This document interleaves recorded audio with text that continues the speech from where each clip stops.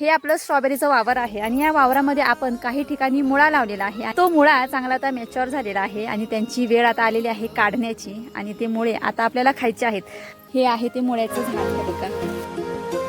तर मंडळी, मुळ्यामध्ये कोणकोणते घटक असतात हे मी तुम्हाला अगदी थोडक्यात सांगते। मुळ्यामध्ये बी जीवनसत्व खूप मोठ्या प्रमाणात आढळतात। त्यानंतर विटॅमिन सी, कॅल्शियम, पोटॅशियम हे चांगले चांगले घटक अगदी मुळ्यामध्ये आढळतात। तर आपण शेतकऱ्यांनी काय करायचं आहे, आपल्या शेतभातामधल्या ज्या भाज्या आहेत त्यानंतर काही अशा भाज्या आहेत ज्या हिरव्या खाल्ल्या जातात, जसं की मुळा आला, बीट आलं, नवालकोल आला, त्यानंतर कोबी आली। तर ह्या अशा ज्या हिरव्या भाज्या पाल्या खाल्ल्यानं काय होतं माहिती आहे का, आपल्या शरीरामध्ये जे काही जीवनसत्वांची कमी असते ती जीवनसत्वांची कमी ही जी हिरव्या भाज्या आहेत त्या पूर्ण करतात।